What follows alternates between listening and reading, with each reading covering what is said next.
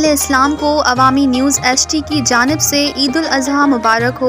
घोटकी मां अवां खे ख़बर ॾींदा हलूं त घोटकी में तेज़ बरसातनि शहर जे मुख़्तलिफ़ इलाइक़नि में बीठल बरसाती पाणी जे निकाल लाइ म्युनिसिपल अमलो रोडनि ते निकिरी आयो आहे। मुख़्तलिफ़ इलाइक़नि मां बरसात जो पाणी कढी सफ़ाई जो अमल शुरू कयो वियो आहे। सूबाई वज़ीर Jam Ikramullah Dharejo, deputy commissioner Ghotki Muhammad Usman Abdullah, assistant commissioner Rana Mohsin जी हिदायत ते chief municipal officer Ghotki Ghulam Mujtaba मला पंहिंजी निगरानी में शहर जे मुख़्तलिफ़ इलाइक़नि में बीठल बरसाती पाणी निकाल करायो आहे। जंहिं बाद म्युनिसिपल अमले पारां सफ़ाई जो अमल पिणु शुरू कयो वियो आहे। 100 मिलीमीटर खां वधीक रिकॉर्ड थियल बरसात खां पोइ म्युनिसिपल अमले जे ॾींहुं राति कोशिशनि जे नतीजे में शहर जे मुख़्तलिफ़ इलाइक़नि मां बरसाती पाणी निकाल कयो वियो आहे। इन मौक़े ते CMO गुलाम मुजितबा मला मीडिया खे ॿुधायो त हिन शहर जे मुख़्तलिफ़ पंपिंग स्टेशन्स जो हंगामी दौरो कयो ऐं उते बरसाती पाणी जे निकाल जो कम जो मुआयनो कंदे म्युनिसिपल अमले खे हिदायत कई आहे त बरसाती पाणी जे निकाल लाइ समूरा ज़रूरी वसीला इस्तेमाल कनि। हिन चयो आहे त बरसात खां पोइ समूरनि रोडनि ते पाणी निकाल थी वियो आहे। शहरनि जी शिकायत जे अज़ाले लाइ अमले खे पिणु मुतहरिक कयो वियो आहे ऐं मिलियल शिकायतनि खे हंगामी बुनियादनि ते हल कयो वञे पियो। हिन चयो आहे त हू पाण शहर जे मुख़्तलिफ़ इलाइक़नि में वियो आहे ऐं बरसाती पाणी जे निकाल जी निगरानी कई आहे। म्युनिसिपल कमेटी जे सैनेटरी इंचार्ज मुमताज़ मला